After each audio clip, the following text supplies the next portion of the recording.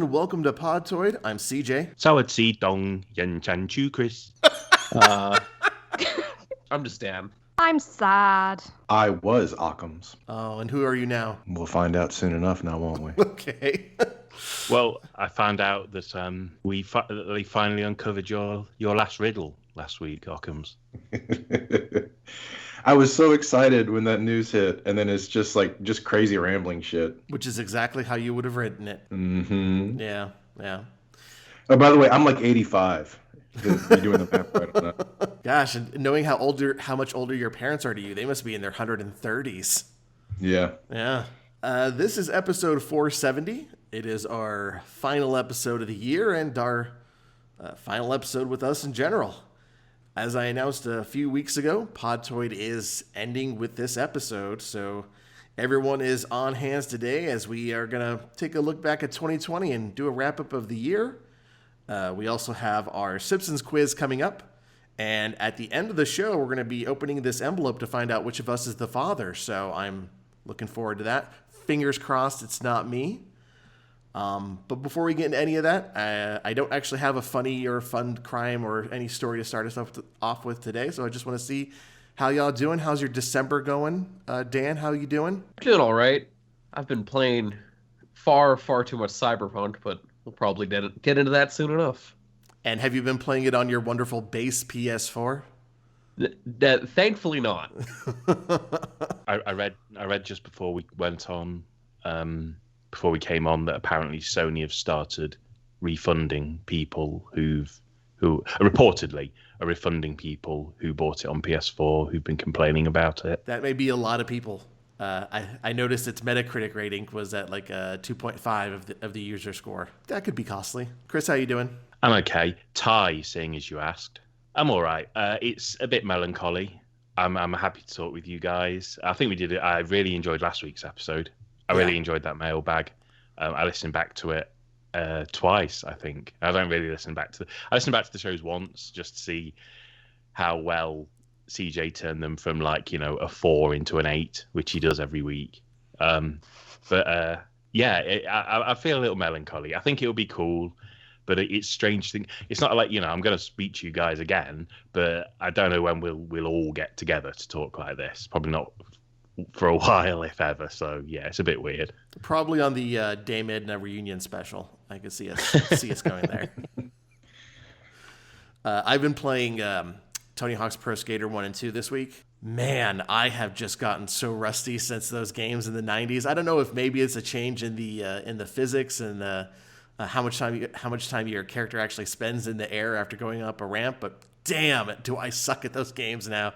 I look at what Chris did on his video review or his hands-on, whatever he did, where he did that immaculate run with just a never-ending combo. It's just like, what the hell? How do you do that? Gotta get rid of those manuals.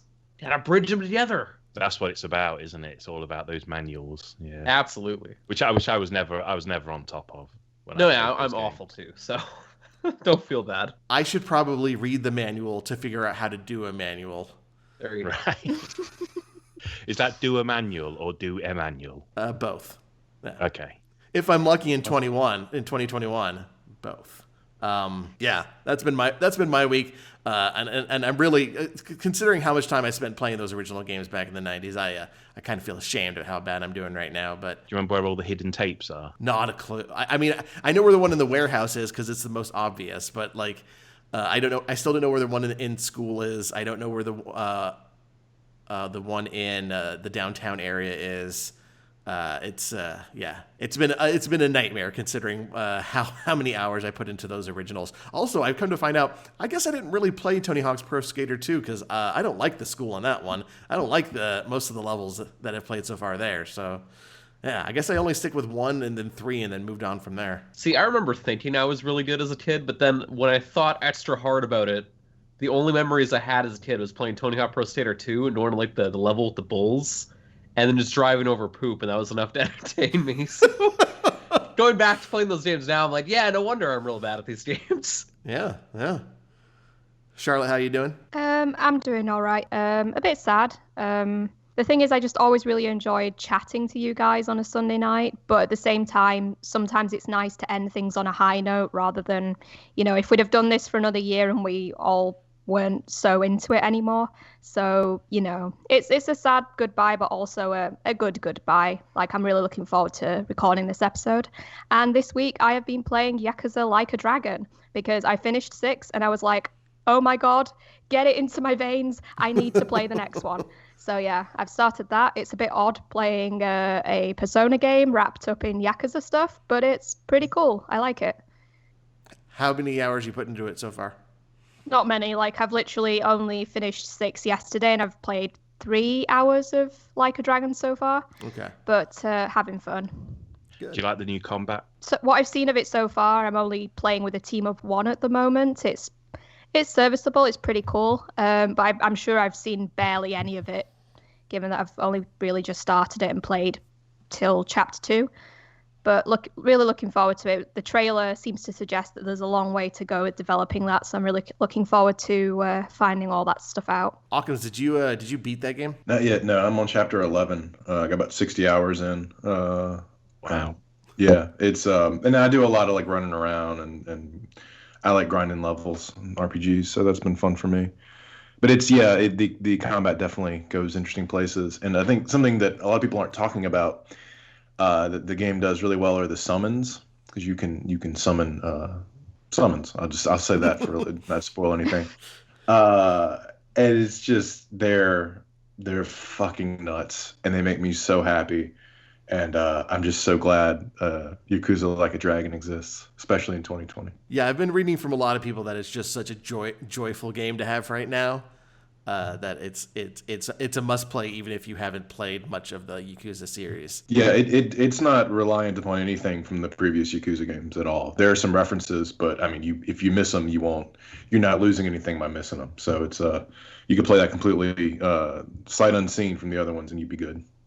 Yeah, I mean, already I've seen bits of the story where I'm like, how does this really fit into 0 to 6? Because it feels like a lot has happened that doesn't really gel well with what happened in the final games. Like, it just seems to come out of nowhere. But then I remind myself, oh, wait, this is like a spin-off and it's completely different. So, of course, things will be radically different. But yeah, the new protagonist is great. Actually, probably I'm getting on with him better than I did Kiryu in some of the games so far. So yeah, looking good. It's definitely on my list to play in the new year. I saw I think one of the site's readers put up a Q post. I was telling Occams about this, and it was just a screen grab from the game, and it was like, if it doesn't sell it, nothing will. There's no spoilers here, but it's like it was just Ichiban and a monkey in a bow tie and a man with a top hat and a forklift truck on fire, and just Ichiban was saying, well, all's well that ends well. Yep. Actually, when I got to that moment in the game, I took a screenshot of it to make it the background on my PS4. So. Wait, you can do that? Yeah. Oh. When you select your theme, you can do it's one of the options of like you can go to your I believe it's either that or you have to go to the screenshots. Either one or the other. But yeah, I've done that. I have old Skyrim screenshots and all kinds of shit. Like we do. It's all my screenshots are either the ones that you automatically take when you got an achievement, which was super annoying. I'm glad I was able to turn that off. It was either like crotch shots or dead bodies for most of mine. But then actually, I did attempt to take some like pretty shots. A lot of Ghost of Tsushima, stuff like that. Do you have any dead crotch shots? You know it. You are listening to Podtoid. I guess we should probably get this show going, get it started. And we're going to start right at the top with what we promised last week. Decided to do something a bit different for the season, series, whatever this is, finale. And so we're going to start us off with the quiz. Longtime listeners know that we love to reference The Simpsons on the show. We've already done it in this episode. And Chris Moyse, by and large, has the most Simpsons references and knowledge shoved into his 40-year-old brain. So for this final show, I wanted to see just how much he knows with the first and last Podtoid Simpsons trivia quiz. We are calling it the Cartoon Absolute Nerd Test. Or can't. Can I just, before we get started, can I just point out 2 things? Firstly, I didn't know this was happening until you mentioned it on the show last week. Yes. And secondly, all this idea of me being this Simpsons expert appears to entirely come from just you saying it. Absolutely, 100%. Okay, that's like you've just decided that I know enough about the Simpsons to run a trivia quiz on me. You know more about The Simpsons than I do, and I know very little, so clearly you must be an expert. Okay. Well, we'll find out. We'll get you your doctoral in Simpsons knowledge, but don't you dare call yourself a doctor. That old piece of shit. Sorry. Fuck that dude. Fuck that dude with a dirty dick, man. That guy's an ass. So here is how this is going to work. We have 12 questions for Chris that cover obscure facts from the first 20 seasons of the show. The four of us, Dan, Occam's, First Chris... 20? Yeah. Good Lord. The four of us who are not answering the questions will be asking them. We're going to ask 3 each. Chris, if you get less than 6 right, I'm sorry to say that you will be fired from Podtoid at the end of the show. Okay. Yeah. If you get more than 6 right, however, you're going to get a brand new car. Okay. I have plenty of Hot Wheels around here that are still in their original packaging. I hope you like Mater from Cars 2 because it's 100% going to be him. This is great. A quiz I didn't ask for on a subject I didn't ask about, including seasons I didn't watch. Let's go. Truly a finale worthwhile. Honestly, I don't know how this is going to go. So yeah, let's find out. Chris, if you're right, you're going to hear this sound. If you are wrong, you'll hear this sound. Yo! So yeah, let's get into this. Let's kick off with the first question. It comes from me, Chris. In The City of New York versus Homer Simpson, Homer drinks crab juice to wash the taste of what out of his mouth? Clav Clash. That is correct. By the way, I'm very happy to announce that Crab Juice is sponsoring this episode of Podtoid. Crab Juice, it's not Mountain Dew. Let's go to the second question, and this comes from Occam's. In the War of the Simpsons, why are Maude and Ned Flanders at Reverend Lovejoy's couples counseling retreat? Because Maud keeps underlining passages in Ned's Bible because she can't find hers. That is correct. The original, by the way, the original question I had from that episode was to name the other couple. I knew you knew that one. Right, John and Gloria. Exactly. Dan, question number 3. What is the name of Marge's romance novel? Oh, it's the seafaring one. I can't remember. Dan, what's the answer? The Harpooned Heart. Harpooned Heart, okay. I'm trying to, if I don't know, I'm just saying I don't know quickly so you don't think I'm Googling them. Question number 4 comes from Charlotte. In season 8 episode Burns Baby Burns, Homer and Mr. Burns' illegitimate... Sorry, so let me start that again. That makes it sound like Homer and Mr. Burns had a child together.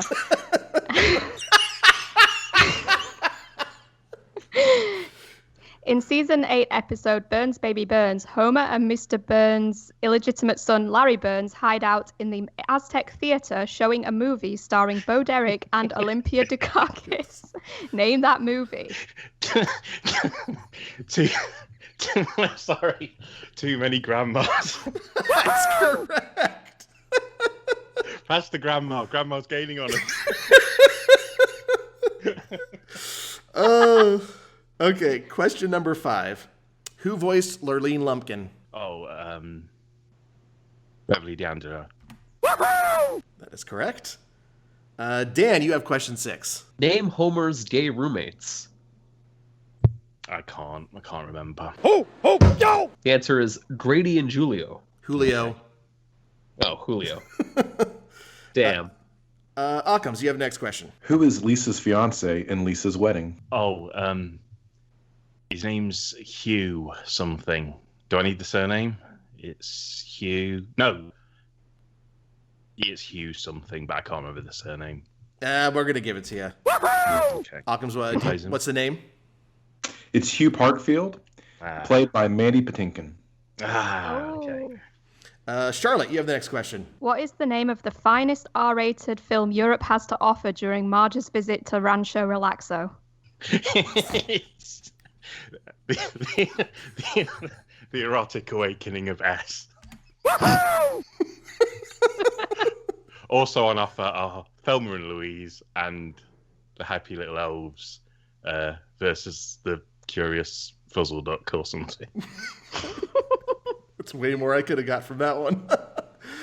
Question number 9, Occam's. So here, Roger Myers Sr., creator of Itchy and Scratchy, was beloved by people all around the world, except for in 1939, when he was criticized for what controversial cartoon?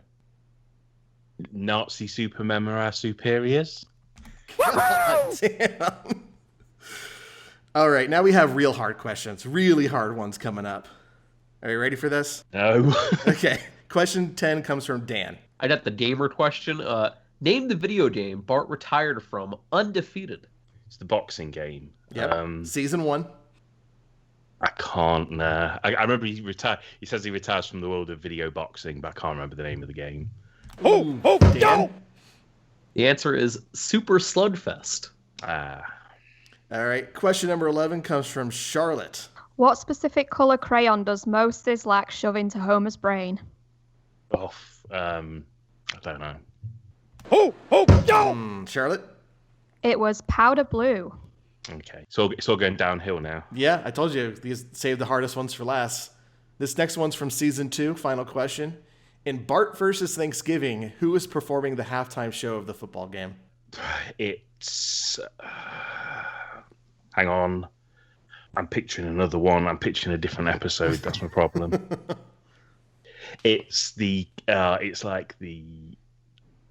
kids doing Take the Walk on the Wild Side, isn't it? Hooray for everything. Oh my God. I was sure you were not going to get that one. How? I just remember they come out, don't they, and they go, "Hey kids, take a walk on the wild side," and all the racers say, "Doop be doop doop be doop be doop." And then Homer's driving in his car. I like those kids. They're so positive. Yeah. Okay, well, you did not get 6 wrong, so you will be getting a fabulous new Mater Hot Wheels in the mail. Please allow for 12 to 18 months to arrive. And those sweet Brexit taxes as well when Yeah. he gets it.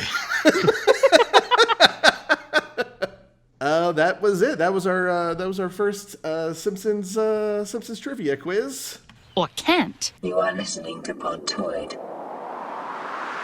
Despite the shit year that this has been for everyone, there were thankfully little bright spots throughout 2020, whether it was the games we played or the shows and movies we watched or the interactions we had online. So, for this final show, like we did last year, I want to take a look back at 2020 and talk about what it is from this year that we loved or maybe didn't love so much. And Charlotte, I want to kick it off with you. Let's start our 2020 wrap up. Well, this year was the year of Yakuza for me. I think it was for a lot of people because of the remastered bundle coming out. And yeah, when I finished Yakuza 6 last night, I was like, first of all, I cried a couple of times, which is rare with games, but it does happen with films for me. Yeah. So that was sort of a sign that it was the end of an era for me, but also the end of something great, and it ended on a brilliant note.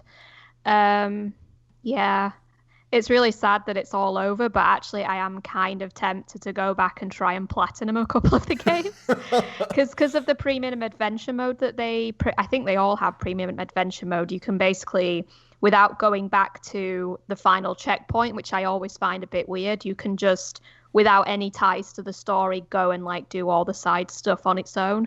So I'm probably going to do a bit of that next year to sort of bring back the nostalgic feeling of 2020. Yakuza definitely provided a distraction during some really kind of heavy times for me. Yeah. So same with GTA.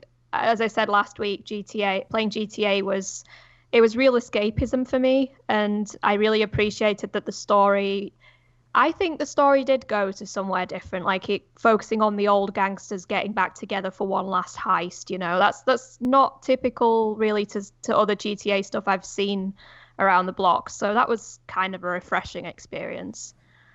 But yeah, I don't know. I've not really been into watching films this year, to be honest. I have a very short attention span when it comes to passive media, so I tend to prefer TV shows. What TV? I did watch some good TV shows this year. I'm just trying to remember what I watched. couple of football stuff, so maybe not super interesting to talk about here. It was really cool to get back into watching The Simpsons when I had a Disney Plus subscription for a couple of months. Yeah, and also, of course, Ring Fit. I've just actually finished a round of Ring Fit before we started recording, and it's kicked my ass, but it's kicking my ass in ways that are a bit easier to cope with now.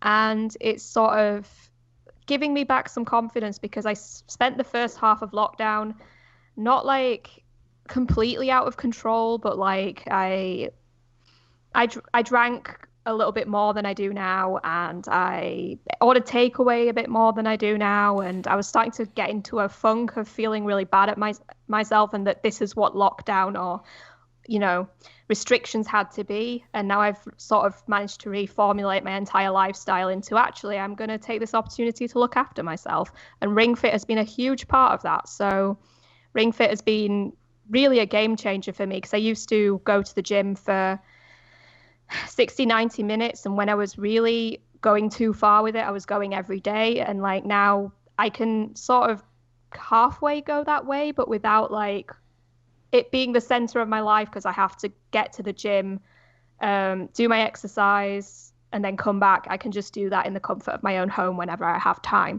Yeah. So that's been a real game changer for me. And I've not really played anything bad, I'd say, or watched anything bad from memory. I mean, I've started playing a visual novel called Our World Is Ended. And Our World Is Ended is a very generic, very overly sexual kind of... There's spelling mistakes all over the place. Okay. But in a way, like, I do find VR visual novel stories, I think I said VR, I meant VN. I do find those kinds of stories quite comforting in a way, even if they're not very good. So I might, go back to it and pick at it a little bit. I do know that there are like better visual novels out there. But, it's kind of bad, but it's the sort of bad that's kind of okay. It really does become a bit too much with the sexual stuff sometimes. Like, it's not like an erotic game, but it's like innuendos every 5 seconds. Gotcha. But apart from that, not really played anything approaching bad. Maybe played a couple of things that aren't for me. Trying to remember. I mean, Death Stranding. I tried Death Stranding, and I'm going to stick at it, but it's taking some effort to get myself through it. Assassin's Creed Odyssey. Like, I keep forgetting, but I did like basically spend an entire month just playing that game, and it was great. I just hit a wall with it, and I'm going to come back to it at some point, but that was a fantastic game. So yeah, it's been a year of fantastic games, but like I said last show, I think it was kind of watered down, and it's all blended into one because of what the year has been, and the fact that really games is all I've been able to do, and that kind of, the shine on it kind of wears off when that's all you were doing. Yeah. So, yeah. For me, for 2020, I don't think any other game helped me get through the year more than Animal Crossing New Horizons. It was pretty much kismet that the world went into lockdown right at the same time that this game came out. And so to go from, being at work every day and having a community of people around me to having none, it did its part to help slow my descent into insanity as the days of lockdown turned into weeks of lockdown and then months of working from home. And by the way, I don't like the term working from home. It's because it makes it sound like it's a fun choice. It's not. It's not anymore. It's a fucking nightmare. So yeah, I that game hit at the right time. All the updates they've had through the year. They still don't have my favorite character in it. I'm still waiting for Brewster, but it's been a good one. The other thing that really helped brighten my year this year was Schitt's Creek, which is something like when it first came on the air, when I saw it advertised on the Pop Network or whatever it came on as, I was like, oh, this is probably not going to be that funny because they're just going off a different spelling of the word shit. Boy, was I wrong, as I found out back in March and April when I started binging the first 5 seasons of this. For as shaky as that first season was, I enjoyed every fucking episode of that show. It's so good. Particularly the character Alexis Rose, who is the daughter. From the very beginning, she was just so much fun. Love her so much. So happy that Dan and Eugene Levy were able to put that show together. And really, for me, finding this this free streaming network on my television called CW Seed that just randomly happened to have it on there as part of their service. And once I started watching, I couldn't stop. So, like that game and that show really helped make this year for me. And then a recent one, Occams, you implored me to get into this one, and it's been well worth it. Mandalorian on Disney Plus. Have you caught up to the last two episodes yet? No, not yet. We were going to last night, and then I drank too much. Okay. Yeah. Then I won't spoil them, but no, you told me that this is like the best Star Wars entertainment that's been done in a while, and I have to agree with that. Like especially after that last movie, it's nice to get back to some really just basic good storytelling here. If you haven't watched it, Disney Plus, the second season wraps up, I believe, this Friday, so you could binge the first 2 seasons. They're only 8 episodes a season, and the episodes run anywhere from a half hour to about 50 minutes. So it's really easy to binge through. Really well worth it. Chris, you know this. I've been watching a ton of movies this year. Turner Classic Movies on HBO, Casablanca, Citizen Kane, Philadelphia Story, Clute, Cabaret. Even ones I've seen before, like Little Shop of Horrors. God, I love that movie. Most, if not all, the movies I've been watching this year are old classics, and so it's nice to see the early days of filmmaking compared to what we get now. Because I also watched Antebellum, and God, that movie sucked. Ugh. Just some other games from this year that I really enjoyed. Minecraft Dungeons has been like a mainstay on my Xbox Series S. It's way more fun than I thought it could possibly be. I love it way more than actual Minecraft. Carrion is just great. It's the sci-fi game where you play the alien creature out to kill everyone else. So good. So good. Although I think, Dan, you mentioned that you, or I think it was you, who you left the game, then came back and were completely lost about what to do. Yeah, that's about right. Yeah, I feel that pain. Yeah, between like capturing footage for video reviews, I tend to never usually finish the game, and then whenever I try to get back to it, in most games, it's pretty easy for me to like figure out, oh right, I was doing this, and then get right back on track. But with that, I was just lost, and I had to restart. Yeah, I almost got to that point of having to restart, but then I just managed to barely make it through the final area of the game because I stopped playing for so long to pick up Minecraft Dungeons, and it's just like going back in, like, what does this do? What are the buttons? How do I work this? Maybe this is why I'm so bad at Tony Hawk. I just forget everything so fucking quickly. Yeah, I'm dreading going back to Demon Souls now after Cyberpunk. I'm gonna be so fucking rusty, and I'm like halfway through that game, so Ugh. Ooh, collar pull. If Found is another great game. It's now out on Switch. It's on PC. It's on mobile. It's a great narrative game about trans people in early '90s Ireland. Really, really well drawn. Wonderful animation. Wonderful story. Wonderful writing. Give it a shot if you can. And then of course Hades, which one of our writers, Zach Bennett, did a great write-up on it on Saturday. That's actually my game of the year for when we get into the game of the year voting. That's the one I voted for. Fucking Hades is amazing. So, yeah, if you haven't played it yet, I know Occam's, you're waiting for it to come to another console, right? Yeah. Hopefully that happens soon. Is that the same company that did Bastion? Yes. God damn, I love it. It's like Vanillaware, where you can go, oh, that's them, that's their art. Yeah, it's going to be golden when they just have that pedigree. Love it. Exactly. And yeah, the art throughout this game, the monster designs is impeccable. So absolutely love it. One thing from this year I hope to never experience again is that goddamn summer of E3. Ugh, could not cover another one of those fucking conferences. It's so much easier in a year when you have E3 because it's like, well, this is all being done right in this week. I know it's very very busy and there's so much stuff to cover, but we can leave stuff out that we don't want to cover because we know it's not going to do a lot of traffic. And you don't really have that excuse when everything is spread out over 4.5 months. I don't know if we're going to have to do that again in 2021, but knock on wood, I hope to God we don't. Do you remember at the start of the year, I was like defending it. I was like, oh no, this is going to be great. I take all of that back. I absolutely love the format of like, here's your hour on stage, now fuck off. Yeah. They figured it out is the thing. And I just wasn't aware, I guess, until I realized that we can actually have 4 hours of nothing. Yeah. We can have one day that's just a game announcement at 8 a.m. on the Jeff Keighley's YouTube channel, and that's it. And there's no more news for that day. Like, ugh. I think that's like the 19th you've given this episode so far. There's been a lot that's aggrieved you. It's true, though. You said it about a whole bunch of things. That's your reaction for the day. No, I completely agree with you. It was...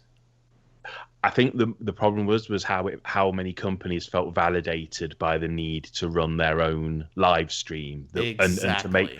and to make that live stream like the length of a movie, essentially. Yeah. There was a couple of things that were really short and sweet, and like the Tony Hawk's reveal was kind of short and sweet, but there were all these games that got these little reveals, and then there were all these I'm not going to name names, though, these companies that gave themselves like 2 hours to not really show anything. But the other thing that was big this year that I think is staying for good, was series of live streams covering a single game. Yeah. Like, absolutely. Like the Avengers ones. There was like 4 of them, wasn't there? Or the Cyberpunk, what is it? Night City Lights? The Night City Wire. Yeah. But I at least felt in that case, they were showing something that was consistently kind of exciting people, and were presenting it at least in an exciting way. Well, those Avengers, I'm not, not that I thought they were fantastic or anything, but those Avengers ones were just like 4 long narrated gameplay footage, like boring gameplay footage. Yeah. So I don't know what's happening with E3 next year, but I think everybody having their own streams might be here to stay. I don't know. Before I pass it off to Dan, I just want to do one quick shout out to Itch.io and the hundreds of developers who gave away their games and programs for free basically this summer with that Black Lives Matter bundle. I was shocked to see so many games in there that I knew of. Like, it wasn't just these random obscure games that you've never heard of before getting put on there. It was like A Short Hike. It was A Night in the Woods. It was those are literally the only 2 I can think of off the top of my mind. But there was, I think Oxenfree was in there. Thank you, Oxenfree. Yeah, that was another one. These games that got a lot of coverage that could still sell. Like, you could still sell those games. They decided to put into that bundle to make no money from. All of those developers coming together to support such a worthy cause was easily the brightest shining moment of an otherwise dark year. So I thank all of them. It was a really selfless thing to do. Well, and CJ, in the interest of fairness, I want to say that the All Lives Matter bundle with the entire Kid Rock discography was pretty great too. Oh man, it's the only bundle that you set directly on fire. Dan, tell us about your 2020. I'll keep mine pretty brief. I'll just go into what I think was sort of the highlight in terms of gaming for me was Half-Life. Half-Life came back in a marvelous way. And I'm not talking just like Half-Life Alyx. Crowbar Collective released Black Mesa finally and released it Zen to the masses. So that wonderful remake is out there. It's available. And Valve even let them put it up on the Steam store for an actual fee and everything, which is wild. But the reason why it's important to me anyways is because like back in 2017 when Mark Laidlaw dropped Epistle 3 on his website, just this big letter to the fan base being like, hey, here's what Episode 3 was going to be. I thought for sure Half-Life was dead right there and then. I thought, that's it. Like, we're never getting another Half-Life if Mark Laidlaw is gone and he's just putting this out there on the internet. So when the HTC Vive shipped and went and then there was still like nothing out of Valve, I thought for sure Valve was just going to keep riding off of Steam more or less. Yeah. And any other like company in the same situation of owning Steam would have just done the same thing. They would have been like, nah, fuck video games. We're making boatloads of money doing pretty much nothing. And So yeah, when Half-Life Alyx came and it was as good as it was, that was a big high point for me. But I think it's also an achievement in how it ended. Just like after all those years to put out a new Half-Life after, I don't know if you've played Half-Life Episode 2, but there is a cliffhanger of a cliffhanger. It is, man, it's rough knowing that there was nothing after that for well over a decade. And then to finally get a new game that not only kind of is really good, but also made me excited for the future of Half-Life. I think that is very notable. So I've watched. Obviously, I'm not gonna buy a VR device because I can't see 3D. So that's not gonna happen. Yeah. But I've watched a complete playthrough of it on YouTube, and goddamn, does it make me jealous of people with two properly working eyes? Like, I would play that in a heartbeat. Yeah, so I completely understand of why and how that could be a high point for any gamer, especially someone who has such a strong attachment to the Half-Life series. Yeah, and it was snubbed at the Game Awards. So that was made me extra salty about sitting there for 3 hours watching that the other night. Well, a lot of things were snubbed at the Game Awards. Sure, yeah. That's my high point. Low point, what was that game even called? I already forgot the name of it. My Jesus. Watch Dogs Legion. Fuck that game.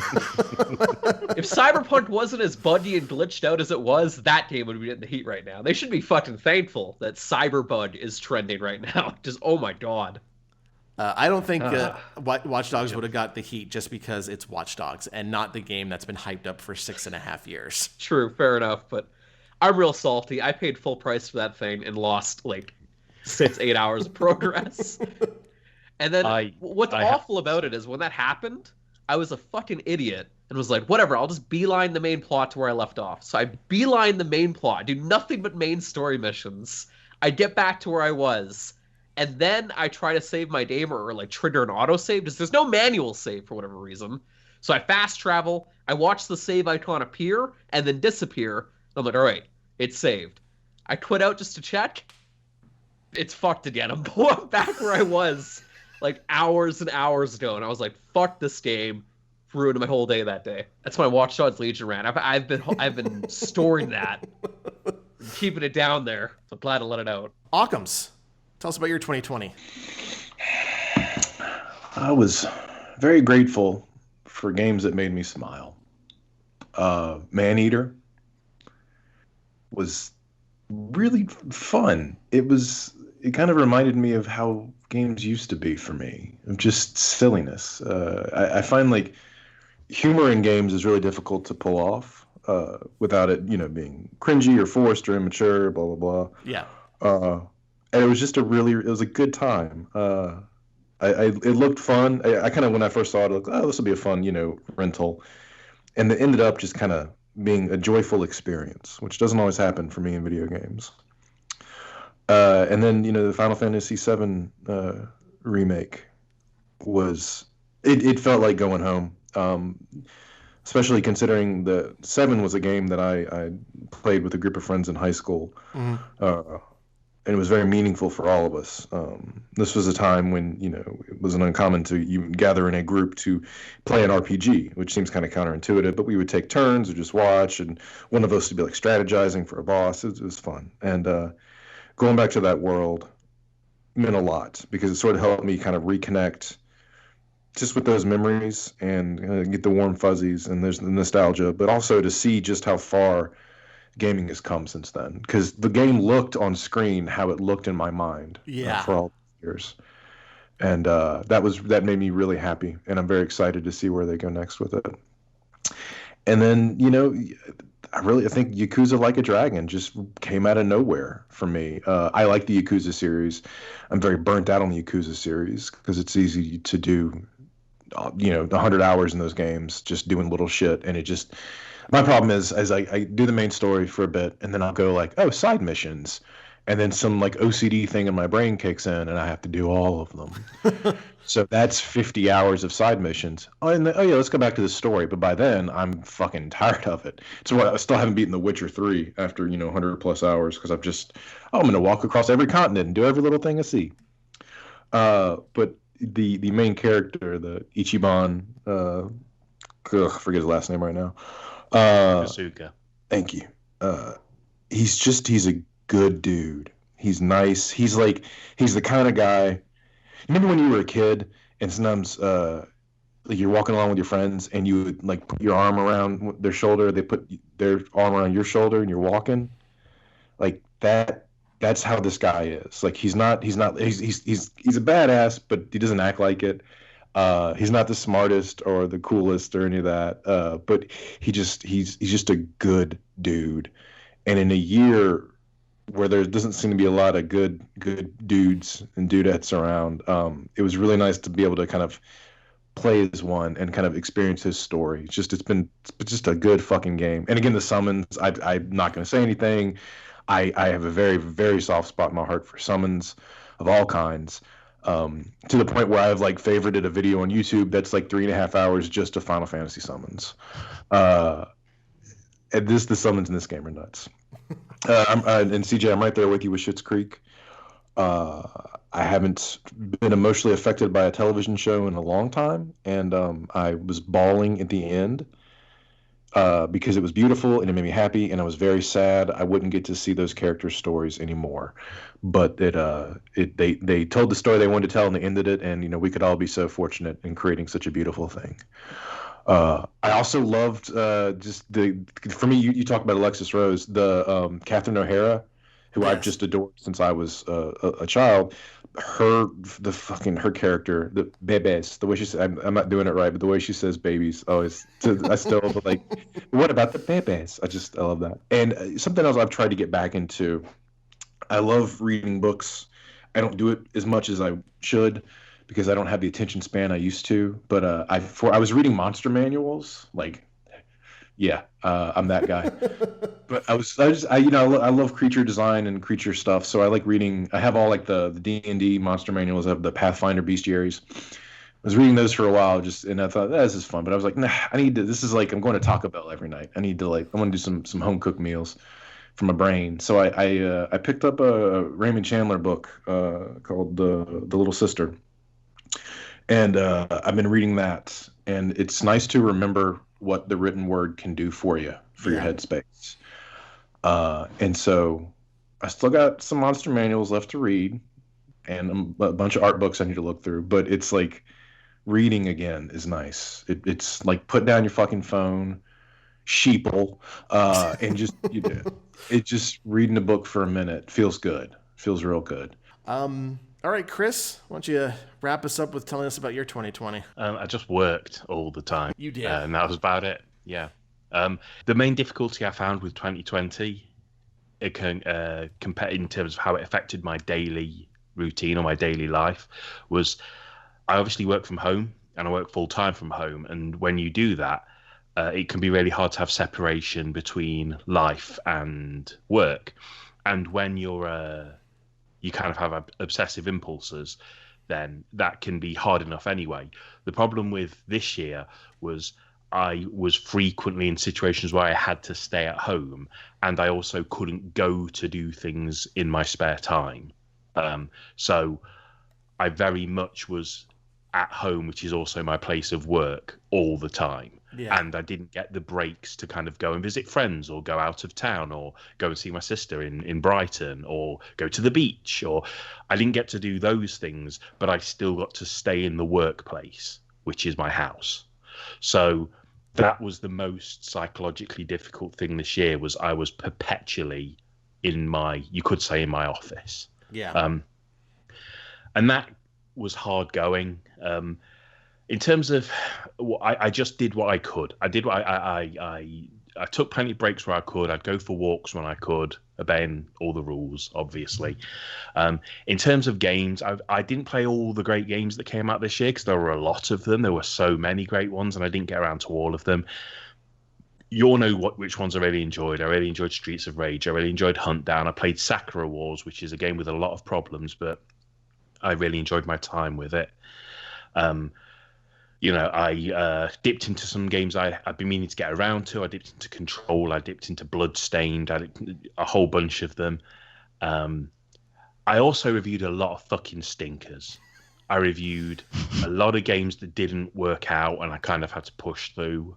One on Chibara, which wasn't terrible but was hard going. Yeah. Watch Dogs Legion, Fast and Furious, Kanagawa Jet Girls, G.I. Joe. I had a lot of games that were kind of an effort to kind of get through. I probably played more bad games this year, or let's say not bad, but less than stellar games than I played good ones. But I did enjoy the good ones that I played. They were cool, and there's still everything's just waiting for me now. I've just got like a really long backlog. Maybe when I set up when I unbox and set up my PS5, I'll have a look at some. Still haven't done that? 5 weeks, you know how it is. Don't even know if I'm gonna need it. So I've played some games and I've been able to get out to see one of my friends every now and again, but a lot of my friends live out of town and I've not travelled to see them, so I'm just really looking forward to seeing them again. There's been this kind of constant barrage of bad news about American politics and British politics and the racism and the transphobia, but it's been great to see the fight against it, that people have been standing against all that stuff, that there is a degree of hope in all of the above. But it has been a very tough year for everyone. I hope everyone's listening to this has done okay. I managed to stay relatively healthy, which is good. I didn't have any more invasive surgeries. It's been next week's a year since I got stabbed in the dick, so it is. But there's been some cool games. I've watched lots of exploitation and B movies, which I've enjoyed, and I've enjoyed doing this with you guys. But I'm very much looking forward to being able to travel again and see family and see friends and get out to shows and stuff like that. Amen. Mm-hmm. Now, you mentioned going to the beach. Is a British beach as pasty white as I imagine it to be? Yeah, mate. No. It's more like really, really hot pink from people just sitting there all day not wearing suntan lotion. Okay. So it's more like lobster than pale. This is Podtoid. I guess that's about it for our last show. But before we go, Occams, do you have a one final community shout out? Yeah. I want to give a shout out to the community. So the Game Awards were last Thursday? Time has lost all meaning. And for all intents and purposes, they were, I don't know, not dreadful, but they were tedious and they were way too fucking long. And like that Mass Effect reveal at the end, really? That's we're gonna end it with the game we already knew? It's not dead yet. Yeah, thanks for reminding us.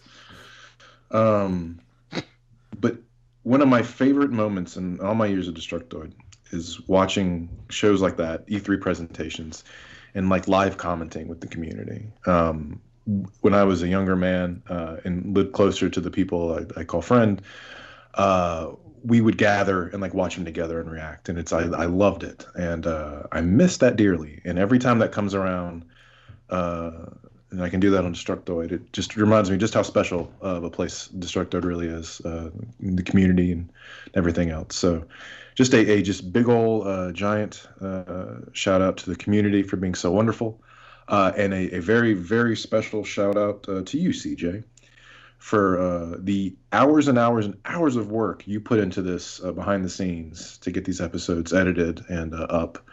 And none of this would have been possible without you. And it has been truly an honor and a privilege to be a part of this. I've been a fan of Podtoid for many years now, and it's nice that I was able to bring something to it, no matter how small.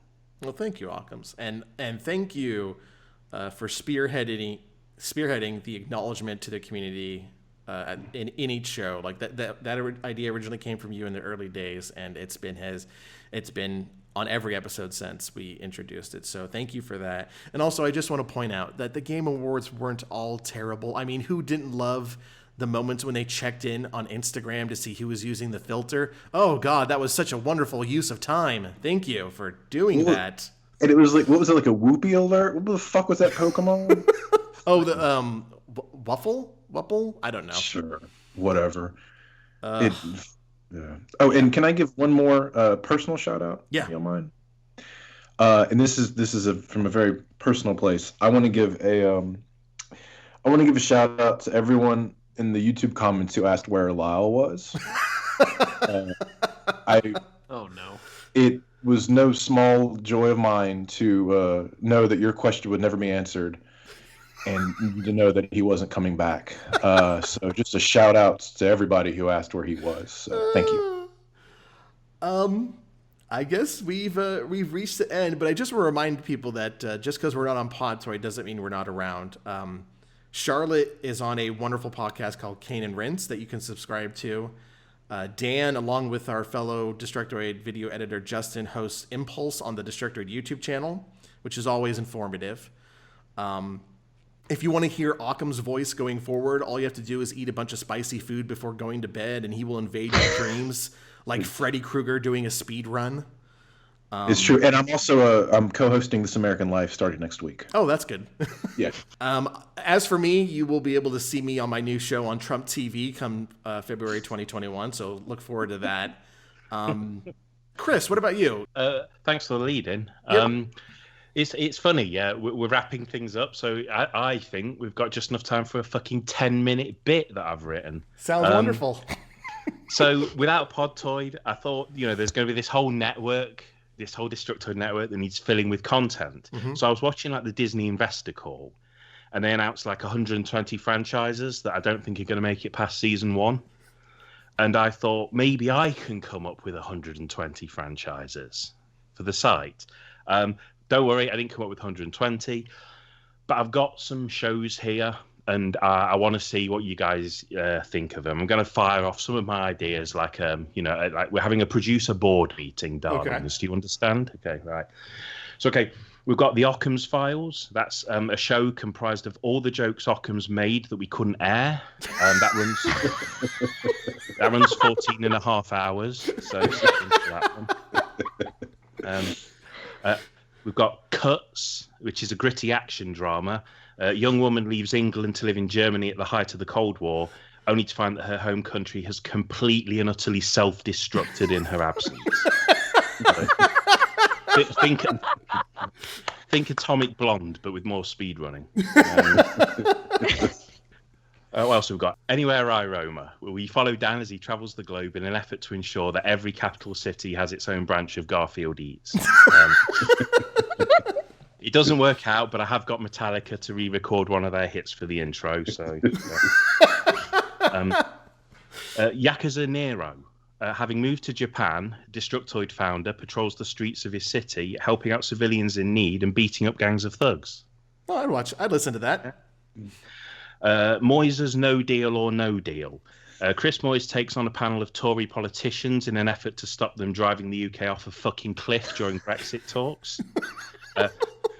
Melancholy ending when Moyse fails to prevent Alexander Boris Diffefel Johnson from trading the entire NHS and the COVID vaccine for a VHS copy of the Dam Busters and a plate of toast and chips.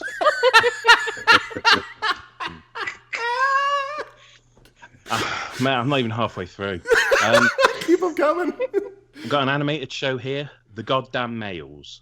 CGI adventures of CJ as he searches for the perfect partner, only to repeatedly discover that all men are fucking rubbish.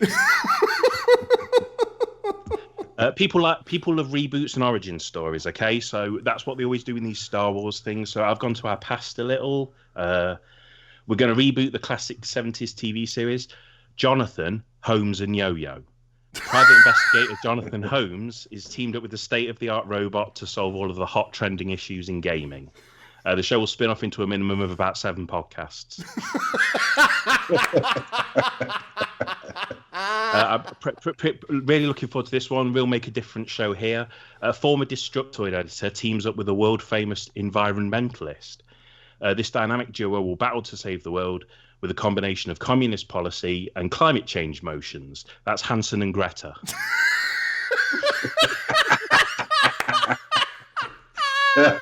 Let's get back to today.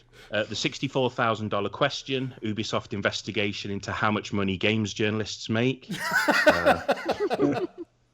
A young woman battles political opposition in order to get Germany's internet to work faster than 56k a second. That's Charlotte's Web. Nearly there. Cooking with CJ. oh wait, we've cancelled that show because he doesn't live at the correct atmospheric temperature in order to have go rides or something. 24 real-time drama about the nail-biting tension between publishing breaking news and having it actually appear on Twitter. And finally, A Clockwork Occam's. But like honestly, the less said about the content of that show, the better. I'm literally dying. Oh, Chris, God bless you. Whoa. This is Podtoid. I guess that's it.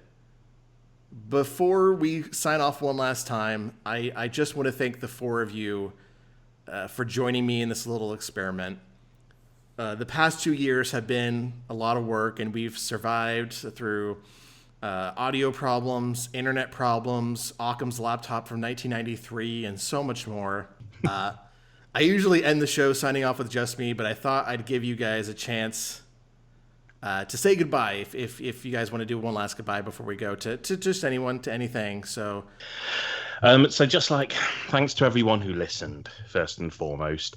You can't name names because you missed people out, and then like off the top of my head, there's people like Boxman and Pliskin and May Cause Cancer and Zalno and Zidartha and Retrofaction, and these are people who frequently would comment on the posts or would ask questions on the question things, and there's so many more, and you can't name them all, but I notice, I see all of you. I notice when you comment and when you came back and the nice things you had to say.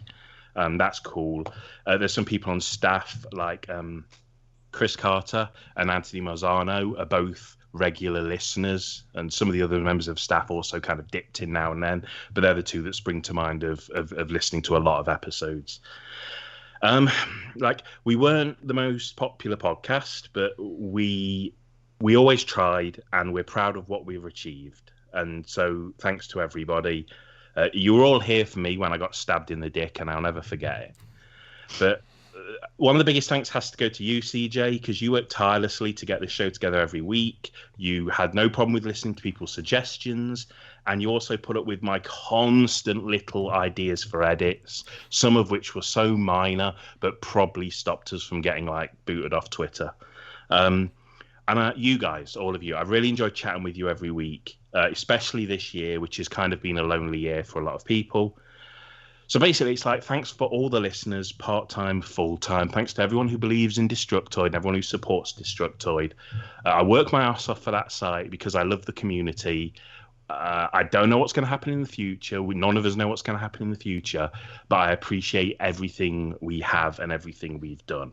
And thanks to you, CJ, you, Dan, you, Occams, and you, Charlotte, for just being great friends. Aww. Right back at you, buddy. Yeah, right back at you. I just wanted to quickly say, thanks to everybody who listened, whether it was every single episode or just dipping in and out as I do with many podcasts.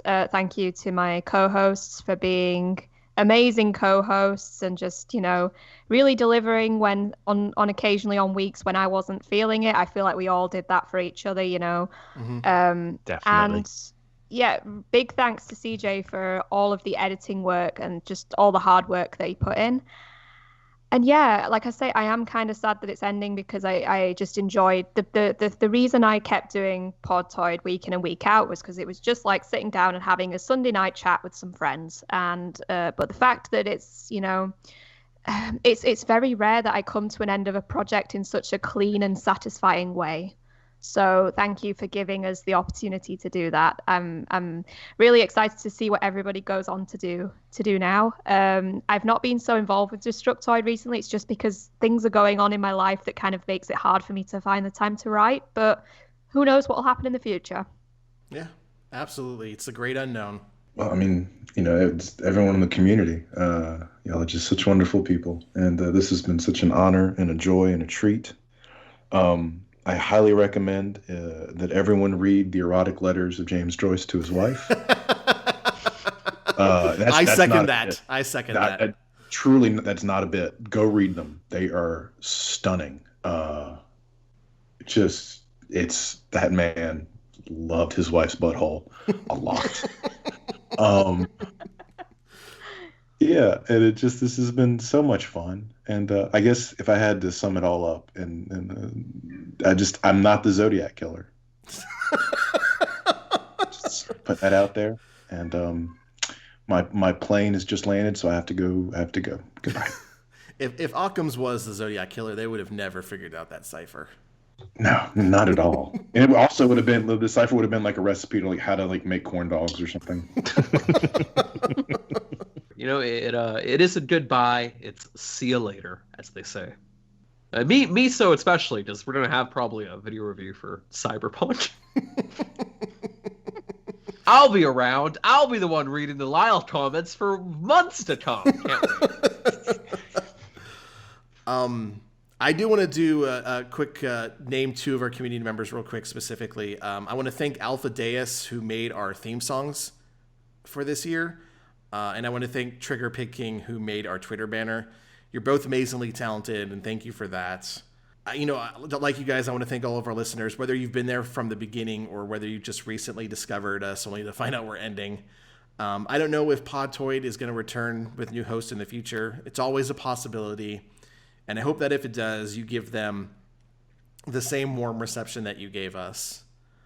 In the meantime, every episode from this run of Podtoid, it's going to remain online throughout next year. And we're going to try and find a way to permanently host all of our old episodes from all eras of Podtoid on a website.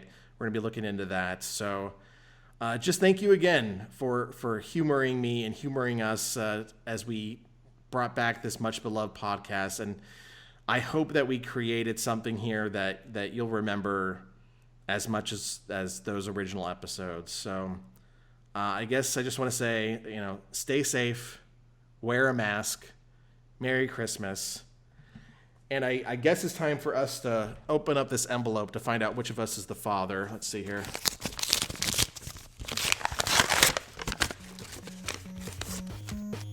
Oh my God. It's